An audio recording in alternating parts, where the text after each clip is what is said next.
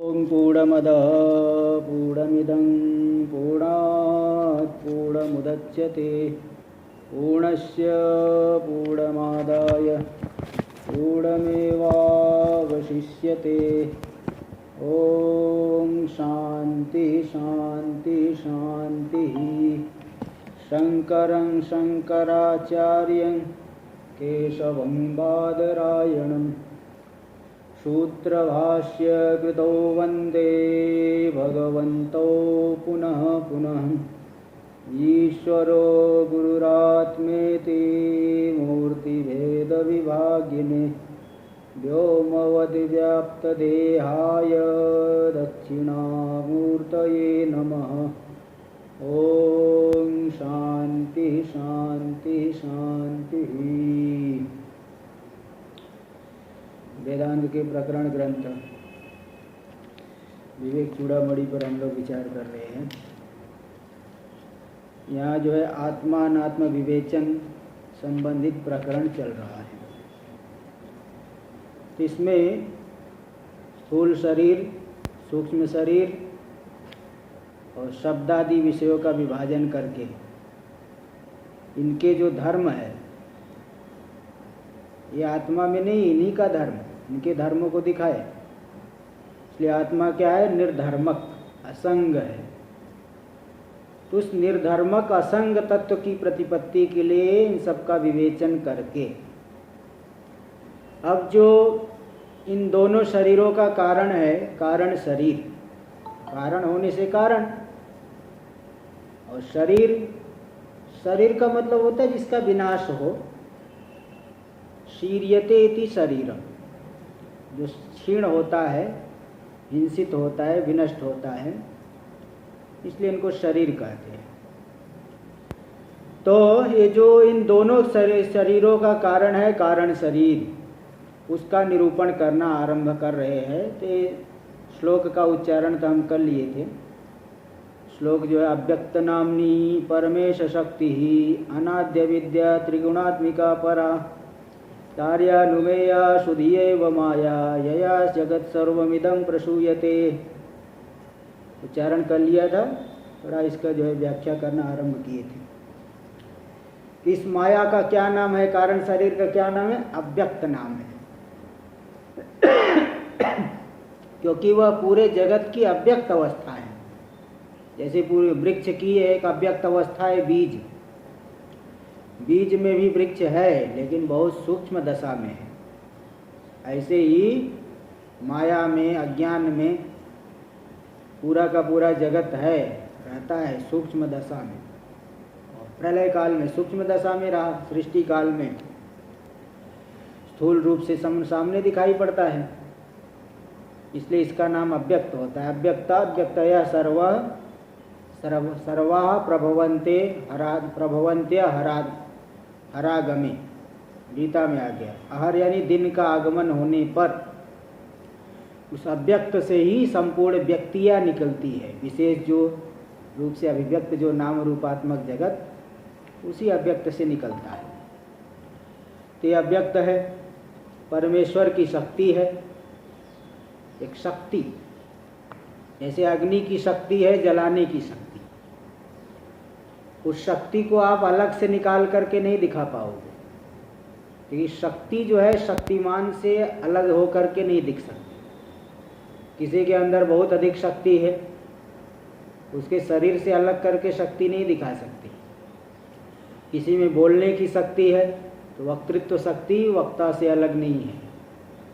किसी में बहुत तेज दौड़ने की शक्ति है, अलग करके उस शक्ति को नहीं दिखा सकते। तो शक्ति कभी भी स्वतंत्र नहीं होती है। शक्ति शक्तिमान में से अतिरिक्त अलग करके नहीं आप दिखा सकते।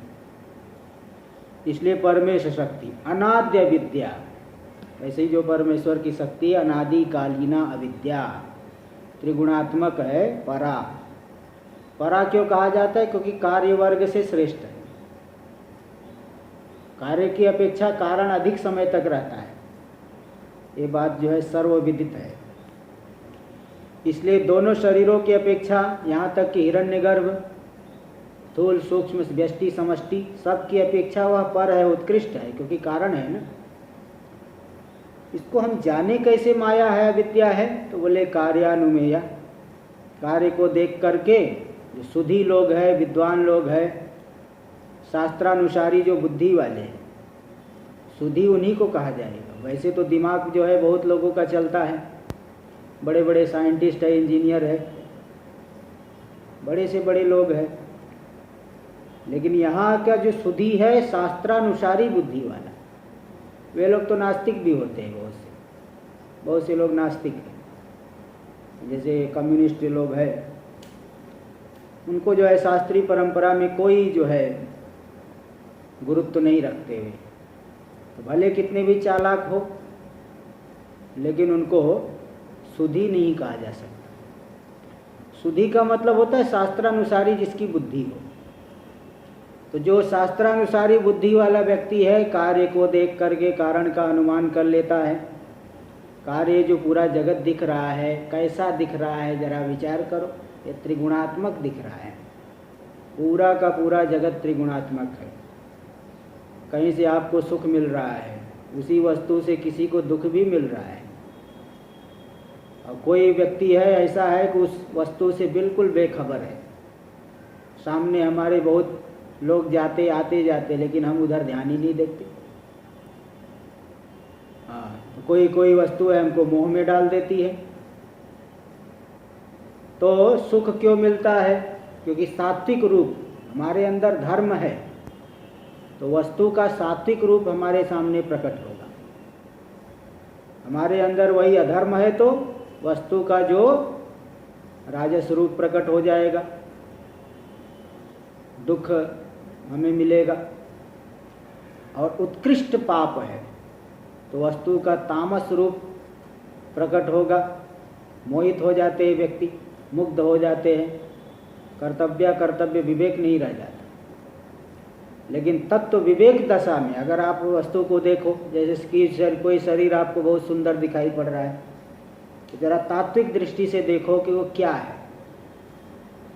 तो 7 प्रकार के धातुओं से बना है, नाना प्रकार के जो है भाई पांचों भूतों से बना हुआ है। और क्या है? कोई शरीर है, कोई वस्तु है, आपको अच्छी लगती है, तो तात्विक दृष्टि से विचार करो तो जो है उसमें शोभनीयत्व, शोभन नाम की चीज कुछ है नहीं, अच्छा कहने लायक कुछ है नहीं। तो जब ये तात्विक दृष्टि से व्यक्ति विचार करता है तो मध्यस्थ भाव में हो जाता है ना। उधर जो है सुख दुख नहीं, एकदम उपेक्षा भाव, ध्यान ही नहीं देता। तो ये जो जगत है त्रिगुणात्मक दिख रहा है, पूरा का पूरा जगत जो त्रिगुणात्मक दिख रहा है, ये त्रिगुणात्मक कार्य को देख करके उसके सजातीय माया का अनुमान हो जाता है। भाई कोई भी कार्य है अपने सजातीय कारण से उत्पन्न होता है। लोक में भी देखा, गाय से गाय का ही बच्चा होगा, भैंस से भैंस का होगा, बकरी से बकरी होती है, मिट्टी से घड़ा बनता है, सोने से आभूषण बन जाएगा। कोई भी कार्य देखो सजातीय कारण से उत्पन्न होता है। ऐसे पूरा जगत रूपी कार्य को देख करके, क्योंकि ये जो कार्य दिख रहा है त्रिगुणात्मक दिख रहा है, इसलिए इसके कारण की जो कल्पना करना है वो त्रिगुणात्मक ही मानना पड़ेगा। और वह त्रिगुणात्मक वस्तु क्या है? माया है। ठीक है, माया कह दो, अविद्या कह दो, नाम भले अलग अलग रख लो, लेकिन है वही बात, त्रिगुणात्मक माया, अनादि अविद्या, परमात्मा की शक्ति है। तो ये माया, यया जगत सर्वमिदं प्रसूयते, जिसके द्वारा ये पूरा का पूरा जगत उत्पन्न होता है। नाना प्रकार के लोक, नाना प्रकार के शरीर है ना, नाना प्रकार के जो है विषय, अन्न पान, कितना जो है विचित्र जगत ये बना दिया, माया की वजह से बन गया। तो एक कारण शरीर है भाई, पूरे जगत का कारण है, उपादान कारण है, इसलिए इसको कारण शरीर बोलते हैं। शरीर का अर्थ भी बता दिए, जिस जो विनाश को प्राप्त हो उसे शरीर कहते हैं। शीर्यते इति शरीरम। टीका में देखिए, अव्यक्त नामनी, पेज नंबर 71 पे चल रहा है, श्लोक नंबर 110 नंबर का श्लोक चल रहा है, उसकी टीका। अव्यक्तम इति नाम यस्याह, अव्यक्त जिसका नाम है उस माया को कहेंगे अव्यक्त नामनी। स्त्रीलिंग है ना, इसलिए अव्यक्त नामनी। पुल्लिंग होता तो बन जाता अव्यक्त नामा। जैसे कोई किसी का नाम है दिनेश, तो संस्कृत भाषा में बोलेंगे दिनेश नामा अयम पुरुष, दिनेश नाम वाला है। और किसी का स्त्री का नाम है गायत्री, तो बोलेंगे गायत्री नामनी इयम स्त्री, यह स्त्री गायत्री नाम वाली है। इसी प्रकार माया, माया अव्यक्त नामनी नाम वाली है। तस्या प्रत्यक्षता अनुपलम्भात, ये जो माया है प्रत्यक्ष प्रमाण से उपलब्ध नहीं होती है, आँख से नहीं दिखाई पड़ रही। दिखाओ जरा, ढूंढ के बताओ कहाँ है माया, कहाँ दिख रही है, कहाँ दिख रही माया। तो प्रत्यक्ष जो है स्पष्ट रूप से नहीं देख सकते। जैसे जो है पूरे भारत देश को गवर्नमेंट चला रही है, तो आपसे पूछा जाए कहाँ है गवर्नमेंट बताओ।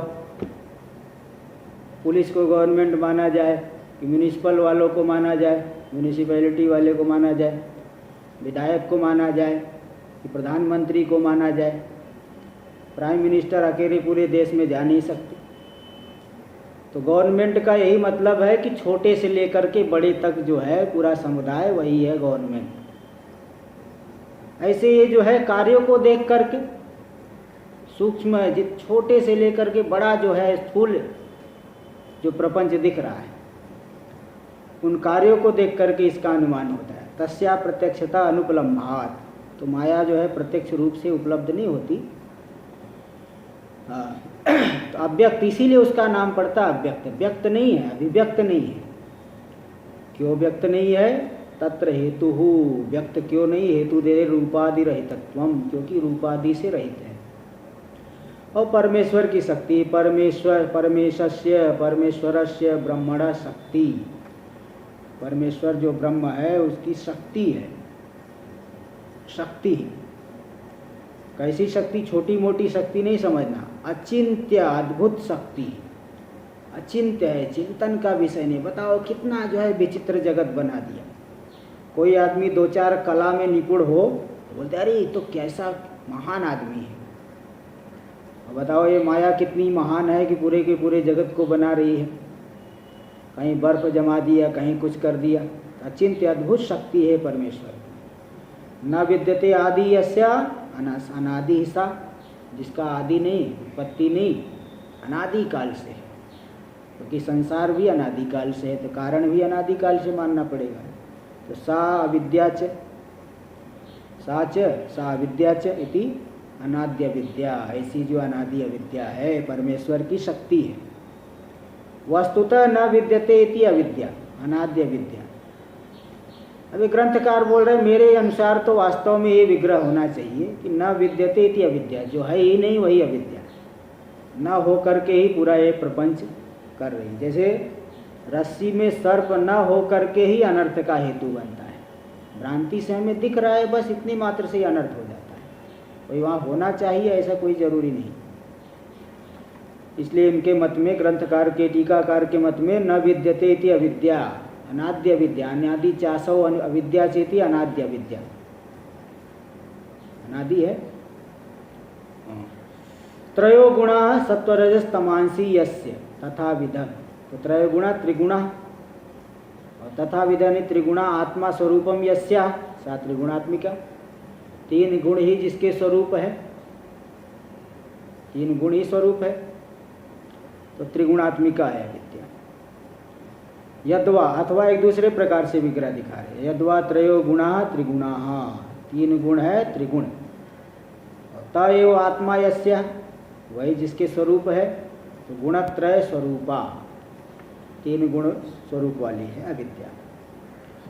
तो परा है, परा मतलब क्या है? उत्कृष्ट है। हिरण्यगर्भादि स्वकार्येभ्य परा यानी उत्कृष्टा।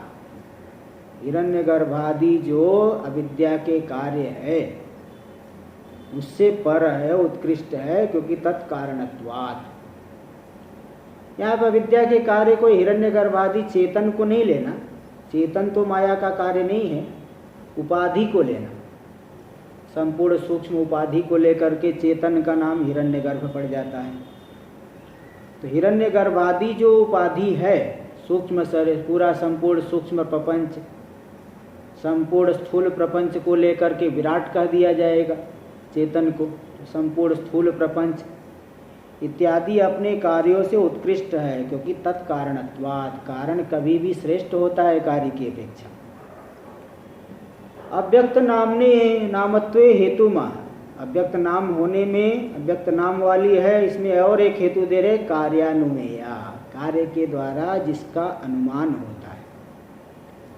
रूपाद्य भावेन प्रत्यक्ष गोचरत्वा भावेति, रूपादि उसमें नहीं है इसलिए प्रत्यक्ष आप आँख से देख नहीं सकते, शब्द नहीं है उसमें तो कान से सुन नहीं सकते, गंध नहीं है तो नासिका से ग्रहण नहीं कर सकते, फिर जानोगे कैसे? अनुमान के द्वारा, है ना। तो कार्य को शक्ति को कार्य को देख करके शक्ति आप जान सकते हैं। अग्नि में दाहिका शक्ति है, ये तो जब गर्म करती है तभी वो कहते हैं, अगर कभी गर्म ही न करे तो कौन कहेगा कि अग्नि में दाहिका शक्ति है। गर्म कर देती है तो दाहिका शक्ति, जला देती इसलिए जलाने वाली, पका देती भोजन को तो पाचिका शक्ति, पकाने वाली शक्ति है। तो कार्य को देख करके ऐसे कहीं पे भी किसी में वक्ता में वक्तृत्व शक्ति, बोलेगा तभी वक्तृत्व शक्ति मान जान सकते। शांति से कोई बैठा हुआ है तो मालूम ही नहीं पड़ता कि क्या। एक बार हमारे कैलाश आश्रम के अष्टम पीठाधीश्वर जी चैतन्य गिरी शास्त्री जी महाराज, वो भ्रमण में ही जो बहुत रहते थे, फक्कड़ जैसे रहते थे, महामंडलेश्वर थे लेकिन फक्कड़ जैसे घूमते थे। तो एक बार क्या हुआ कि वो ऐसे भ्रमण करते करते गए, एक कहीं विद्यालय था, अब विद्यालय के सामने वो बैठ गए, एक वृक्ष था और उसी वो सामने एक दूसरा वृक्ष था, उसी वृक्ष के नीचे दो लड़के लोग आपस में शास्त्र का विचार कर रहे। वो संस्कृत महाविद्यालय था, संस्कृत के ग्रंथ का विचार कर, एक चित्सुखी नाम का ग्रंथ है वेदांत का, प्रौढ़ वेदांत ग्रंथ है चित्सुखी, बृहद प्रस्थान बोलते हैं उसको। तो उसमें एक महाविद्या अनुमान आता है। महाविद्या अनुमान बहुत कठिन रहता है, महाविद्या अनुमान जो है बहुत, उसको थोड़ा दिमाग बहुत लगाना पड़ता है। तो महाविद्या अनुमान पे वो लड़के लोग विचार कर रहे, उनको समझ भी नहीं आ रहा है। और ये बैठे बैठे चैतन्य गिरी शास्त्री जी कैलाश के जो मंडलेश्वर थे, वृक्ष के नीचे बैठे बैठे देख रहे हैं कि लड़के लोग जो है लगा रहे पंक्ति लेकिन लग नहीं रही। अनुमान महाविद्या अनुमान कठिन है, जल्दी लगता नहीं। उन्होंने इनको बुलाया, इधर आओ। वो लोग सोचे शायद पूछेंगे कि भोजन कब मिलेगा। उन्होंने कहा महाराज अभी बैठे रहो, अभी भोजन की घंटी लगेगी, अभी मिल जाएगा। बोले नहीं नहीं भोजन नहीं, तुम इधर आओ। तो गया, बोला वो जो तुम लोग विचार कर रहे हो ना, मैं बता देता हूँ। तो उन्होंने बड़े ही सरल शैली में बता दिया। तो उनको बोले भाई ऐसा फक्कड़ महात्मा दिख रहा है और इतना विद्वान है, बड़ा आश्चर्य हुआ उन्हें। तो वो सोचे कि चलो गुरु जी को बता दे कि ऐसा एक विद्वान महात्मा आया है कि आपसे भी ज़्यादा सरल बता दे रहा है। तो जब तक वो बताने गए, इधर वो गायब हो गए वहाँ से। मतलब वो प्रकट नहीं होने देना चाहते। तो मतलब क्या है कि किसी व्यक्ति में क्या जो है क्षमता है, वो चेहरा देख के नहीं बता सकते। ऐसे ही जो है कई चीज़ें, जो ये परमात्मा की शक्ति है, कार्य को देख करके ही अनुमान हो सकता है, क्योंकि रूपादि इसमें नहीं है। इसलिए रूपाद्य भावे न प्रत्यक्ष गोचरत्वा भावेपि, रूपादि नहीं होने से, प्रत्यक्ष प्रमाण का विषय नहीं होने पर भी शब्दादि भी जैसे शब्द के द्वारा गगन का अनुमान कर लेते हैं, शब्दादि भी गगनादिकम इव। शब्द गुण है, गुण कहीं न कहीं आश्रित होता है किसी न किसी द्रव्य में। नैयायिक लोग अनुमान कर लेते हैं, अनुमान के द्वारा शब्द के आश्रय रूप से आकाश की सिद्धि करते हैं नैयायिक लोग। ऐसे ही जैसे शब्द आदि के आश्रयत्वेन गगनादि की सिद्धि होती है, गगन का कार्य है शब्द, ऐसे पूरा का पूरा प्रपंच जो दिख रहा है उस कार्य को देख करके गगनादिकम इव, उसके समान ही कार्यलिंगेन अनुमेया, कार्य रूपी लिंग के द्वारा, हेतु के द्वारा, लिंग यानी हेतु, कार्य रूपी हेतु को देख करके इस माया, कारण माया का अनुमान कर लेना चाहिए, ये बता दिए। एतत् शक्ति अनंगीकारी, अगर इस माया शक्ति को नहीं मानोगे, माया शक्ति को क्यों मानते हो भाई? ब्रह्म जो है, ब्रह्म से ही, निर्गुण ब्रह्म से ही जगत की उत्पत्ति मान लो। बोले नहीं, निर्गुण से कभी सृष्टि नहीं होती है, बिना उपाधि को स्वीकार किए निर्गुण ब्रह्म से सृष्टि नहीं। एतत् शक्त्यनंगीकारे निर्गुणस्य ब्रह्मण सृष्टित्वा योगात्, इस माया शक्ति को नहीं मानने पर ब्रह्म तो निर्गुण है, निराकार है, निरवयव है, निष्क्रिय है, उसमें सृष्टित्व कैसे आएगा? सृष्टापना, सृष्टि कैसे बनेगी उसके द्वारा? निर्गुण से निर्गुण में सृष्टित्व नहीं होता है भाई। जो है कोई ऐसे व्यक्ति को प्रधानमंत्री बना दो जो कुछ बोले ही न, कुछ सुने ही न, कुछ आदेश ही न दे, ऐसे व्यक्ति को क्या प्रधानमंत्री बनाओ भाई? प्रधानमंत्री राजा अथवा राजा उसी को बनाया जाता है जो शासन को संभाले। ये तो निर्गुण है, सृष्टा कैसे बने? इसलिए निष्कारणम कार्योत्पत्ति योगात्, कारण से रहित तो कार्य की उत्पत्ति होगी नहीं। इसलिए खादी सकल विकार हेतुत्व, खा का अर्थ होता है आकाश, खम आकाशम, तो खादी आकाश आदि सकल विकार के हेतु रूप से माया को मानना पड़े। श्रुत्या प्रतीयमान ईक्षण संकल्प आदि परिणामित्वेन, श्रुति के द्वारा जो मालूम पड़ रहा है ईक्षण, उस सत तत्व ने, परमात्मा ने सृष्टि की आदि में ईक्षण किया, यानी विचार किया। क्या विचार किया? बहुश्याम प्रजायेय, मैं बहुत हो जाऊं, मैं उत्पन्न हो जाऊं। तदक्षत बहुश्याम प्रजाय, तत्तेजो ऐक्षत, ता आप ऐक्षंत, ईक्षण किया। अब बताओ निर्गुण में ईक्षण कहाँ से होगा? जैसे आप विचार करते हो, आप विचार करने का क्या मतलब है?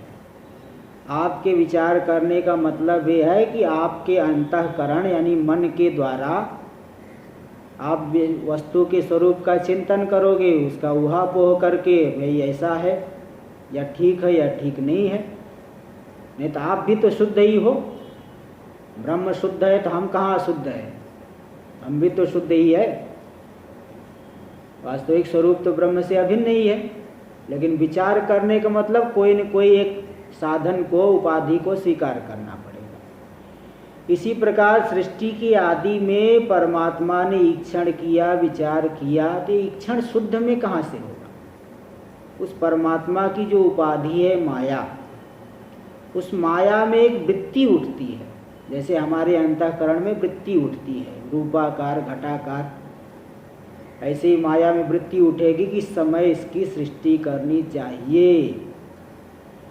और परमात्मा तो उस ईक्षण का प्रकाशन कर दिया। प्रकाशन कर देना ही सत्ता स्फूर्ति को सत्ता स्फूर्ति दे दिया। जैसे कोई बड़ा अधिकारी को इशारा कर दिया, इशारा कर दिए से ही काम हो जाए, कुछ लिख दिया, साइन कर दिया, बस काम हो गया। इसी प्रकार परमात्मा क्या साइन करेगा? साइन मारने का मतलब यही है कि उसको जो है ईक्षण वृत्ति जो उठी माया में, परमात्मा ने उसका प्रकाशन कर दिया, उसको सत्ता स्फूर्ति दिया। फिर आगे जो है, फिर आगे कार्य होगा।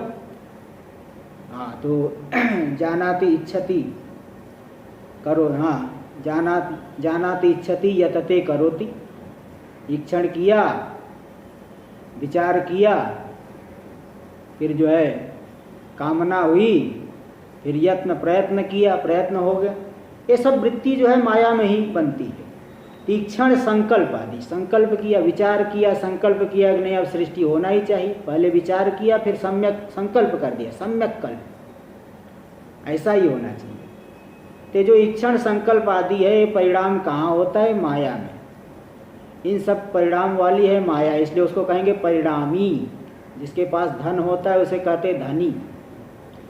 इसलिए श्रुति के द्वारा आकाश आदि संपूर्ण विकार के हेतु रूप से श्रुति से प्रतीयमान जो इक्षण संकल्प आदि परिणाम वाली है माया, परिणामित्वेन परिणामी रूप से माया की सिद्धि होती है। तो मतलब इक्षण संकल्प आदि परिणाम माया में होते हैं। शुद्ध तो निर्गुण है, निराकार है, कोई धर्म ही नहीं है।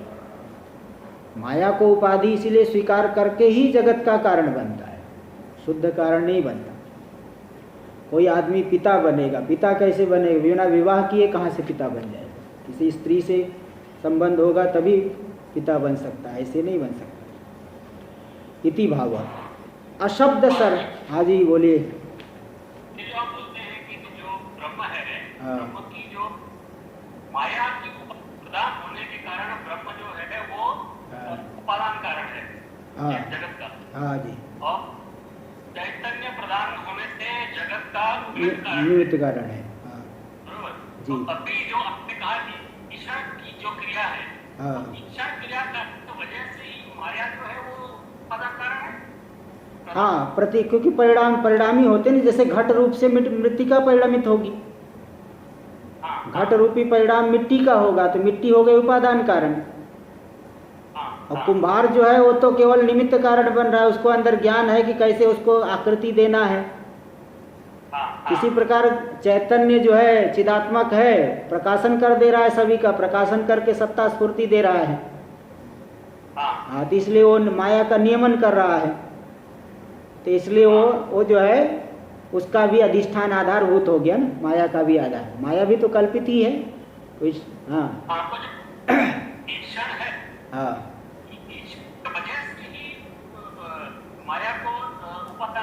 हाँ इक्षण आदि होगा, संकल्प होगा, फिर आगे जो है जगत रूप से परिणमित भी माया ही होगी। भाई बता दी ना, सत्वादि त्रिगुणात्मक है, तीनों त्रिगुणात्मक जगत है। अभी तो शुरुआत में हाँ बता दिया।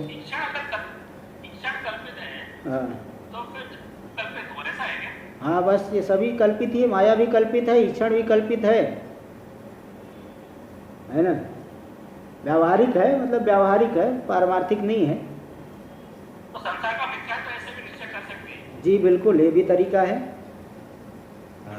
चलिए, माया है सिद्धि रीति भाव। अशब्द शरणा अन्यथा अन्यथा जगद उत्पत्तिम तर्कयंती। जो अशब्द शरण वाले हैं, यानी श्रुति प्रमाण को नहीं मानने वाले हैं, वे लोग भिन्न भिन्न प्रकार से जगत की उत्पत्ति का तर्क कर लेते हैं। जैसे नैयायिक लोग हैं, वह तो वो भी आस्तिक दर्शन में ही आते हैं, लेकिन वो स्वतंत्र रूप से तर्क करते हैं, श्रुत्यानुसारी तर्क नहीं करते। वो लोग जो अपने तर्क से सिद्ध करेंगे, कोई शास्त्र प्रमाण मिला तो बता देंगे, नहीं तो कोई बात नहीं।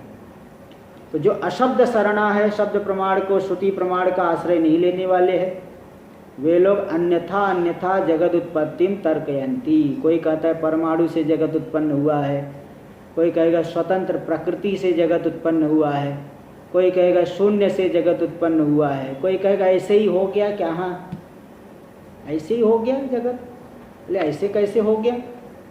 बोले भाई ऐसा है कि ये चार भूत मिलने से चार वाक बोलेगा, चार भूतों का एक विलक्षण संयोग हुआ। चार भूत कौन? पृथ्वी, जल, तेज, वायु। आकाश को नहीं मानते।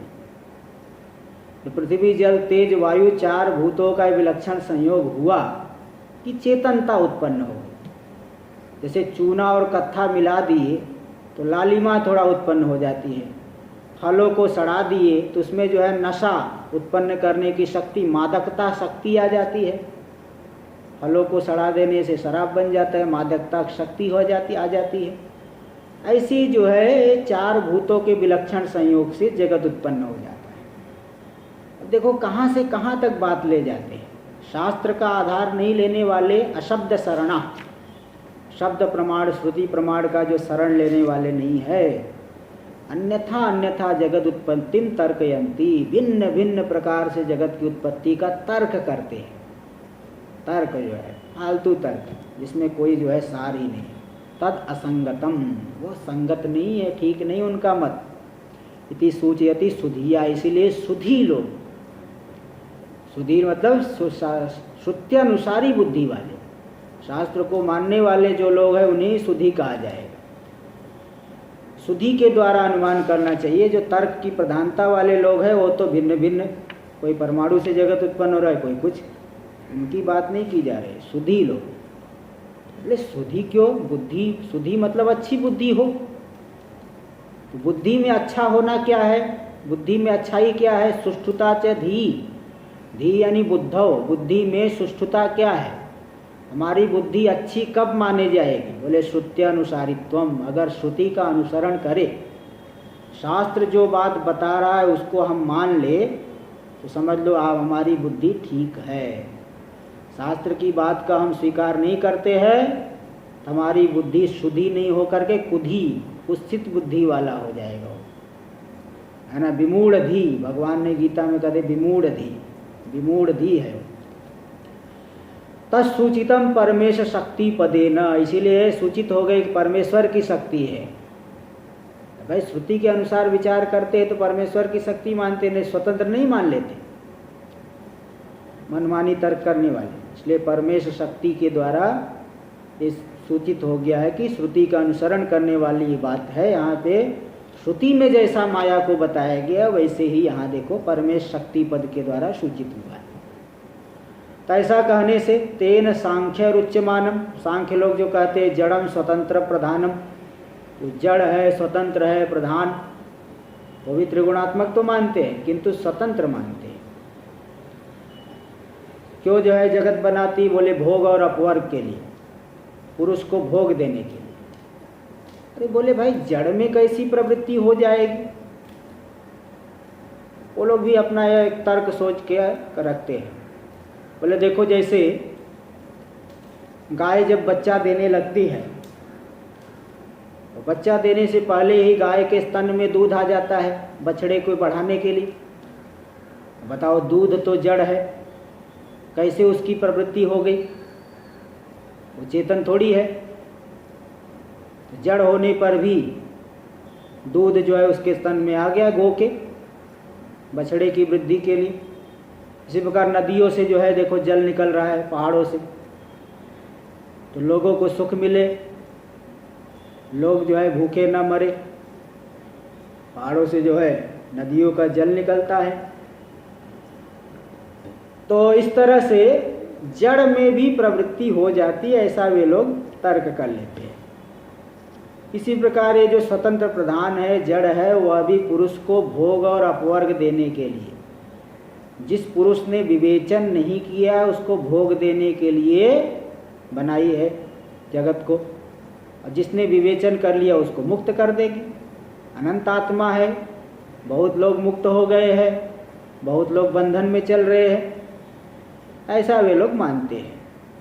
तो तेन सांख्य रुच्यमानम जड़म स्वतंत्रम प्रधानम, सांख्य लोगों के द्वारा कही जाने वाली जो जड़ है, स्वतंत्र है, प्रधान, उसी को प्रकृति कहते हैं, है ना। अव्यक्त शब्द से भी कहते हैं वे लोग, मूल प्रकृति शब्द से भी कहते हैं, प्रधान शब्द से भी कहते हैं।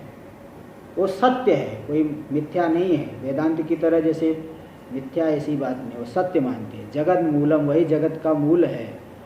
इत्यादिकम अपास्तम, यहाँ जो है सुधी कहने से, परमेश शक्ति पद कहने से, स्वतंत्र प्रधान का निराकरण, अपास्तम, अपास्तम यानी निराकृतम, निराकरण हो गया, ये जान लेना चाहिए। क्योंकि वो लोग स्वतंत्र मानते, हम यहाँ पे माया को स्वतंत्र नहीं बल्कि परमेश्वर की शक्ति कहते हैं। इसलिए शुरू में ही बता दिया, शक्ति कभी भी शक्तिमान से अलग नहीं आप दिखा सकते। शक्ति अग्नि की दाहिका शक्ति को अग्नि से हटा करके आप नहीं दिखा सकते। बर्फ में जो ठंडा करने की शक्ति है वहाँ से हटा करके कहाँ से दिखाओगे? पानी रहेगा, कुछ रहेगा तभी तो। जैसे एसी है, एसी के द्वारा ठंडा होता है तो वहाँ पे जल के सूक्ष्म कण रहते हैं, ऐसे नहीं हो जाएगा। अत्र श्रुतिरपि अस्ति, माया के होने में सैकड़ों श्रुतियाँ प्रमाण है। मायाम तो प्रकृतिम विद्यात् माइनम तो महेश्वरम, है ना। माया को ही तो प्रकृति जानो, जगत का उपादान, उस जो माया का अधिपति है, माई, माया का स्वामी, माइनम, उसको तो महेश्वर जानो, वही परमेश्वर है, माया के ऊपर जो नियमन करने वाला। जीवेशौ आभासेन करोति माया अविद्या च स्वयमेव भवति। देखो माया के ही दो रूप है, विशुद्ध सत्व प्रधान है तो उसको कहते माया, और मलिन सत्व प्रधान हो गई, हो गई अविद्या, तो वही माया में चैतन्य का प्रतिबिंब पड़ा तो ईश्वर हो गया, अविद्या में चैतन्य का प्रतिबिंब पड़ा तो जीव होगी। जीवेशौ आभासेन करोति, आभास के द्वारा, प्रतिबिंब के द्वारा जीव और ईश्वर को कर देती है माया। जीव भाव ला दिया, ईश्वर भाव लाया, और स्वयं क्या है? माया अविद्या च, विशुद्ध प्रधान होकर के माया है, मलिन सत्व प्रधान होकर के अविद्या है, तो स्वयमेव भवति। देखो ये श्रुति भी माया का कथन कर रही है। इंद्रो माया भी पूर्व रूप ईयते, इंद्र यानी परमात्मा, यहाँ इंद्र शब्द का अर्थ देवराज इंद्र नहीं लेना, इंद्र मतलब परमेश्वर। माया भी यानी माया भी बहुवचन है, माया की नाना शक्तियों के द्वारा, पूर्व रूप यानी बहुरूप सन ईयते प्रकाशते, परमेश्वर ही माया की शक्तियों के द्वारा नाना रूप वाला होकर के दिखाई पड़ रहा है। जगत में जितने भी प्राणी दिख रहे, परमात्मा ही उन रूपों को धारण करके दिखाई दे रहा है। कैसे इतने रूप धारण कर लिए? माया से। जैसे एक नाटककार जो है, रावण का कपड़ा पहन लिया तो रावण बन गया, राम जी का कपड़ा पहन लिया तो राम जी बन गए, लक्ष्मण का कपड़ा पहन लिए, थोड़ा सा क्रोध करने लगे, लक्ष्मण हो गए। नाटककार अनेक रूप धारण लेता है कपड़े को लेकर के, ऐसी परमात्मा ही माया की शक्तियों के द्वारा पूर्व रूप बहुरूप सन ईयते प्रकाशते, प्रकाशित होता है, दिखाई पड़ता है इत्याद्या। ये सब श्रुतियाँ बता रही है कि माया नाम की एक शक्ति है। तथा च, इसलिए शुद्धि उसे कहेंगे जो इन शास्त्र की बातों को ध्यान में रख करके ही विचार करे, उसके अनुसार ही अनुमान करे। ऐसा नहीं कि मन माने अरे भाई मैंने खोज लिया यार, अरे खोज क्या लिए, जो है शास्त्र के अनुसार विचार करो तब आपको बुद्धिमान कहा जाएगा। तथा च सुष्ठु शोभना श्रुत्यनुसारिणी धीयस्य स शुद्धि ही, जिसकी श्रुति का अनुसरण करने वाली बुद्धि है, शास्त्रानुकूल बुद्धि है। कई लोग देखो बहुत श्रद्धा वाले होते हैं, शास्त्र के अनुसार ही बोलेंगे, इधर उधर फालतू बात नहीं। सशुद्धि तेन सुधिया कार्यानुमेया माया, ऐसी सुंदर बुद्धि वालों के द्वारा कार्य को देख करके माया का अनुमान कर लेना चाहिए। धुएं को देख करके मालूम पड़ जाता है कि अग्नि है वहाँ, ऐसे कार्य इतना लंबा चौड़ा संसार दिख रहा है, तो शुद्ध में आया कहाँ से? तो माया को तो मानना पड़ेगा, अनुमान कर लो। कोई भी कार्य सजाती कारण से उत्पन्न होता है, तो त्रिगुणात्मक जगत का सजाती कारण माया ही है।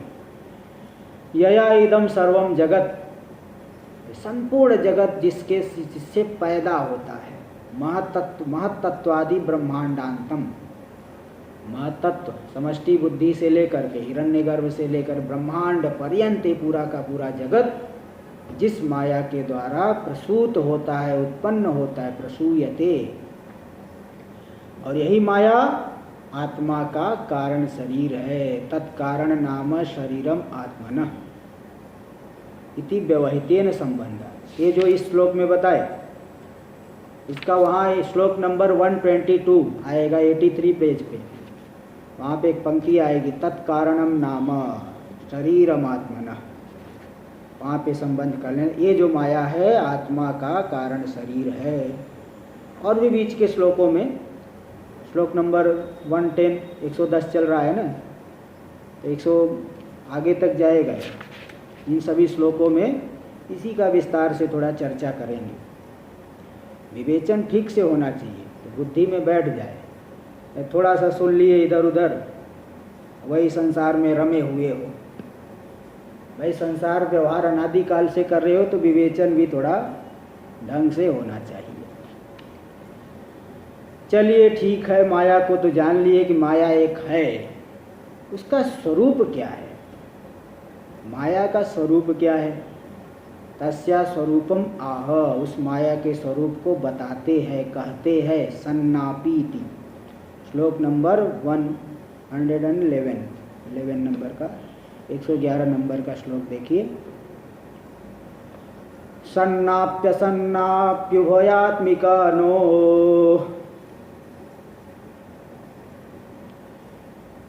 भिन्नाप्य भिन्नाप्युभयात्मिका नो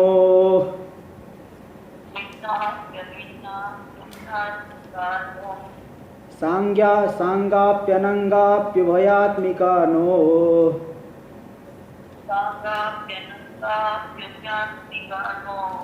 महाद्भुता निर्वचनीय रूपा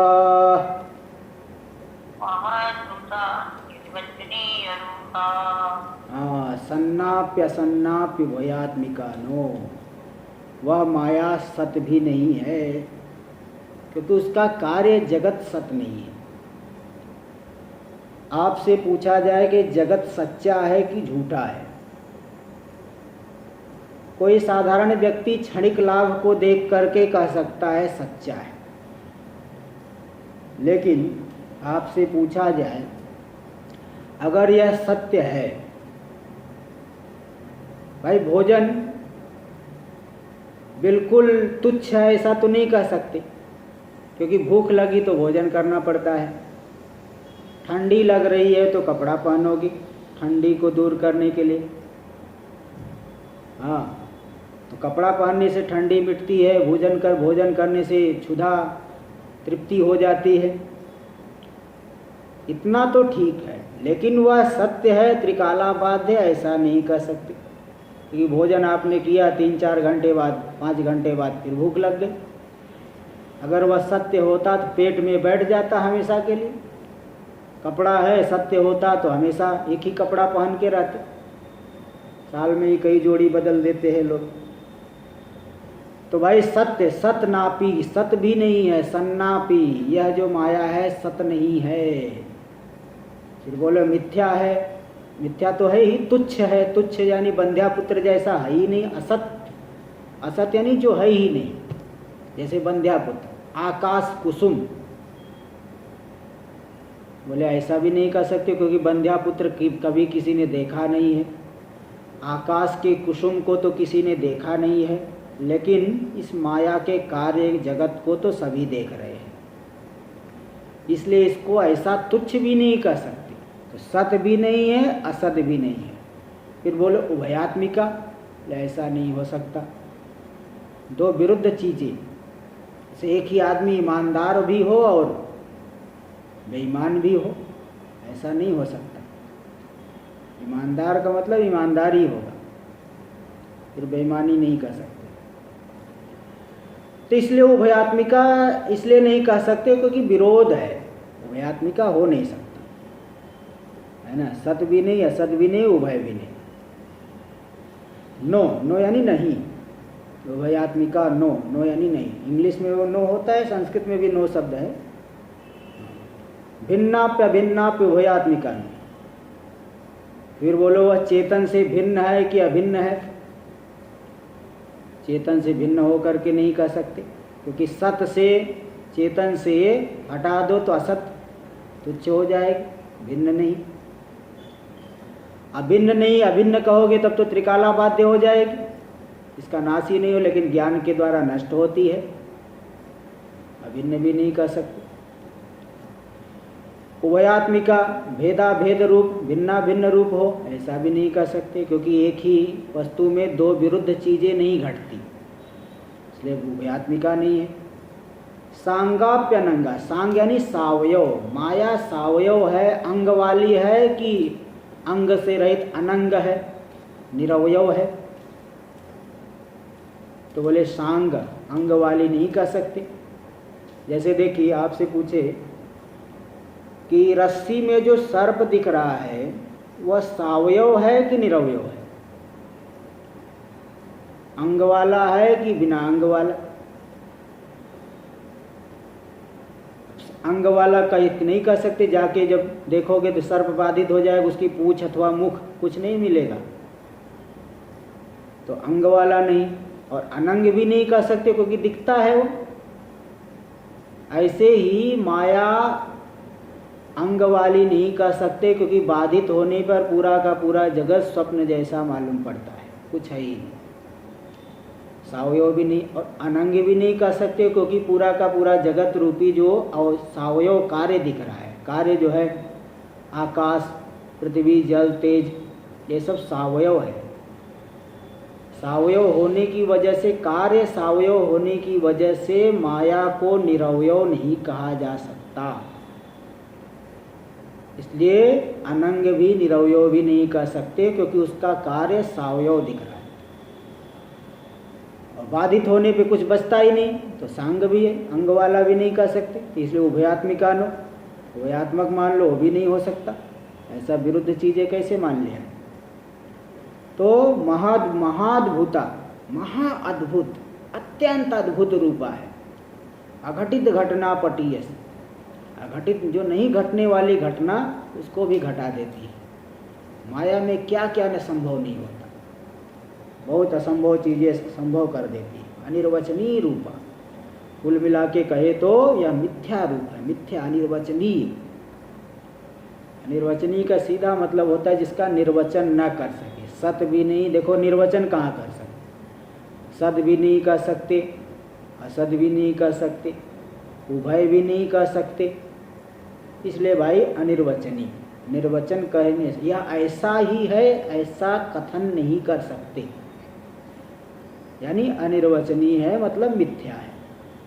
योग वासिष्ठ में इसीलिए एक श्लोक आता है, वशिष्ठ जी भगवान राम को बता रहे, ईदृशी राम मायेयम या स्वनासेन हर्षदा न लक्ष्यते स्वभावस्याः प्रेक्षमाणैव नश्यति। बोले माया तो एक ऐसी है, हे राम जी, माया तो ऐसी है कि या स्वनासेन हर्षदा, जो अपने नाश के द्वारा हर्ष को देने वाली, माया नष्ट होकर के सुख देने वाली, रह करके सुख नहीं देती, रह करके तो संसार में ही घूमते रहते हैं। हाँ, न लक्ष्यते स्वभावस्या, इसका स्वभाव जो है लक्षित नहीं होता। प्रेक्ष है, लेकिन प्रेक्ष माणे व नश्यति, जैसे ही देखना चाहोगे तो नष्ट हो जाएगी। इसको देखना चाहोगे, इसका विचार करोगे तो कुछ मिलेगा ही नहीं। जैसे रस्सी में सर्प दिख रहा था, विचार करने लगे, वहाँ गए देखे तो कुछ मिला ही नहीं, ऐसा बताए। तो अनिर्वचनीय रूपा है, ये दिखा दिए। टीका में देखिए, लोके तावत अबाधितस्य सत्वम बाध्यमानस्य असत्यत्वम प्रसिद्धम। लोक में जिसका बाध नहीं होता है उसे कहते सत्य। तीनों कालों में जो रहे उसको कहते सत्य। जैसे हमारा स्वरूप आत्मा तीनों कालों में रहता है, इसलिए उसको सत्य कहा जाता है। जो बाधित होता है, बाध्यमानत्व मानस्य, रज्जु सर्प आदि, सीपी में रजत दिखा, मरुभूमि में जल दिखा, वो सब बाधित होते हैं, इसलिए उनमें असत्यत्व प्रसिद्ध है। यथा ऋतस्य अनृतस्य, ऋत यानी जो सत्य है और अनृत यानी जो मिथ्या। तो ऋत जो सत्य है बाधित नहीं होता है, जो मिथ्या है वह बाधित हो जाता है। कदापि कस्यापि अप्रतीयमानस्य असत्वम, और जो कभी भी प्रतीयमान नहीं होता उसे कहते असत, तुच्छ। जैसे बंध्या, सस विषाण गगन कुसुमादे, सस विषाण और गगन कुस, सस विषाण वाले खरगोश की सींग, खरगोश में सींग होती नहीं, कितना भी ढूंढो, पूरी दुनिया में आदमी भेज दो, वही खरगोश की सींग ढूंढ के लाओ, मिलेगा ही नहीं। गगन कुसुम, आकाश में पुष्प जो है कहीं मिलेगा ही नहीं। इनको जो कभी हो ही न, दिखाई ही न पड़े, उसे कहते असत, असत्वम, अप्रतीयमानस्य असत्वम। लेकिन ये जो माया है ये दोनों ही है, दिखती भी है, असत नहीं कह सकते, दिखती मतलब कार्य दिख रहा है, और जो है बाधित हो जाती है ज्ञान से, इसलिए सत्य भी नहीं कह सकते। यम तु माया, ये जो माया है ज्ञान के द्वारा बाधित होती, इसमें श्रुति प्रमाण दिखा रहे हैं। भूयश्चान्ते विश्व माया निवृत्ति ही, भूयश्चान्ते प्रारब्ध समाप्त होने पर पुनः जो है विश्व माया निवृत्ति, माया जो है निरवशेष रूप से निवृत्त हो जाती है, संपूर्ण माया की निवृत्ति। ये विदेह मुक्ति के लिए बताया है। ये जो मंत्र आता है ना, विदेह मुक्ति काल का वर्णन कर रहा है। अंत में प्रारब्ध समाप्त होने पर विश्व माया निवृत्ति। और एक जो है श्लोक आता है, तरत अविद्याम वितताम हृदि यस्मिन् निवेशिते योगी माया ममेयाय तस्मै विद्यात्मने नमः। तरत अविद्याम वितताम हृदि यस्मिन् निवेशिते, यस्मिन् हृदि निवेशिते, जिसके हृदय में आ जाने पर, हमारे हृदय में जो प्रकट हो गए, हमारी बुद्धि में जो प्रकट हो गए जो आत्मा, तो जिसके हृदय में आ जाने पर योगी अविद्याम वितताम मायाम तरत, जो विस्तृत माया है, अविद्या है, उसको पार कर जाता है। जिस परमात्मा तत्व को जान लेने पर, हृदय में आ जाने पर योगी पुरुष, ज्ञानी पुरुष, यहाँ योगी का अर्थ लेना ना ज्ञानी, ज्ञानी पुरुष माया को, विस्तृत अविद्या को, विस्तृत वितताम, विस्तृत है अनादि काल से, जिसके हृदय में आ जाने पर उस अविद्या को पार कर जाता है। तस्मै अमेयाय विद्यात्मने, न उस अमेय परमात्मा को, जो किसी प्रमाण का विषय नहीं है और ज्ञानात्मक है, विद्यात्मने ज्ञानात्मकाय, उस ज्ञानात्मक परमात्मा को नमस्कार। इस श्लोक में भी बताया गया कि आत्मा को जान लेने पर माया की निवृत्ति हो जाती है। गीता में भी आया, मामेव ये प्रपद्यन्ते मायामेतां तरन्ति ते, जो मुझे प्राप्त कर लेते हैं इस माया को हमेशा के लिए पार कर जाते हैं। इत्यादि श्रुति स्मृतिभ्यः ज्ञान बाध्यत्वेन अवगम्यते, इत्यादि श्रुतियों से और स्मृतियों से ज्ञान के द्वारा बाध्य रूप से उस माया का ज्ञान होता है। मालूम पड़ती है कि ज्ञान से बाधित होती है, इसलिए भाई त्रिकाला बाध्य तो नहीं कह सकते, वो तो ज्ञान के द्वारा बाधित हो रही है, तो एकदम सत्य तो नहीं कह सकते ना। अतः तस्या आत्मवत् सत्वम दुर्वचन, जैसे आत्मा सत्य है वैसे माया को सत्य नहीं कहा जा सकता। दुर्वचनम, दुर्वचन कहना कठिन है, नहीं कह सकते, बिल्कुल नहीं कह सकते। तो सत्य नहीं है। ना भावो विद्यते सता, जो सत्य है उसका तो अभाव नहीं होता है। आत्मा सत्य है, आत्मा का कभी अभाव नहीं होता। इति गीतायाश्च, गीता वाक्य से भी मालूम पड़ता है। क्या मालूम पड़ता? अस्याह ज्ञानानंतरम अभावावश्यम भावात्, ज्ञान होने के अनंतर माया का अभाव अवश्यम भावी है, हो ही जाता है। ये मतलब ज्ञान के द्वारा बाधित होती है, इसलिए यह सत्य नहीं है। न सत्वम, माया सत्य नहीं है, सत्य नहीं है। फिर असत्य कह दो, बोले असत्य, असत असत कह दो। असत्य का अर्थ मिथ्या, यहाँ असत, असत यानी तुच्छ, बंध्यापुत्र जैसा भी नहीं कह सकते, क्योंकि उसका कार्य दिखता है। ज्ञानात् प्राक् कार्य रूपेण प्रतीयमानत्वेन, ज्ञान से पहले कार्य रूप से वह प्रतीत हो रही है, प्रतीत होती है, इसलिए तत्परिणामित्वेन, कार्य रूप से माया का ही परिणाम हुआ है। और अनुमिति विषयत्वेन च, अनुमिति का विषय प्रत्यक्ष भले नहीं दिखते, अनुमान तो कर सकते हो। कार्य त्रिगुणात्मक है तो त्रिगुणात्मक कारण भी होगा। इसलिए न सस विषाणवत असत्वम सुवचम, खरगोश की सींग के समान उसको असत माया को नहीं कह सकते, बंध्यापुत्र के समान असत नहीं कह सकते। सत्वासत्यो व्याप्य वृत्तित्वेन, क्योंकि सत्व और असत्व व्याप्य वृत्ति है। जो सत्य है वो सत्य ही रहता है, ऐसा नहीं कि आधे हिस्से में सत्ता रहेगी आधे हिस्से में असत्य रहेगा।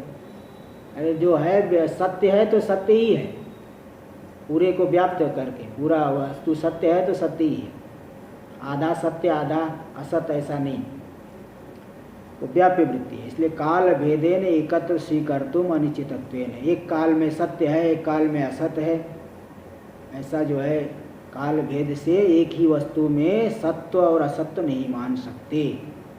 अनुचितत्वेन नो भयात्मकत्वम तस्याह, वह माया उभयात्मक नहीं है। एक रूपत्वाभावे, उभयात्मकत्व से अत्यंता संभवात। अब एक एक रूप नहीं, सत्य भी नहीं असत्य भी नहीं, तो दोनों कहाँ से होगी? एक एक रूप ही नहीं है तो दोनों मिल करके कहाँ से रहेगा? एक एक हो तब तो दोनों रहेंगे, एक एक भी नहीं तो दोनों कहाँ से होंगे। इसलिए बिल्कुल जो है वो मिथ्या ही है, अनिर्वचनीय है। ये बातें और भी आएंगी, इसको हम लोग आगे कल विचार करेंगे। ओम पूर्णमदः पूर्णमिदं पूर्णात् पूर्णमुदच्यते पूर्णस्य पूर्णमादाय पूर्णमेवावशिष्यते। ओम शांति शांति शांति। शंकरं शंकराचार्यं केशवं बादरायणं सूत्रभाष्य कृतौ वन्दे भगवन्तौ पुनः पुनः। ईश्वरो गुरुरात्मेति मूर्तिभेदविभागिने व्योमवद्व्याप्तदेहाय दक्षिणामूर्तये नमः। ओम शांति शांति शांति।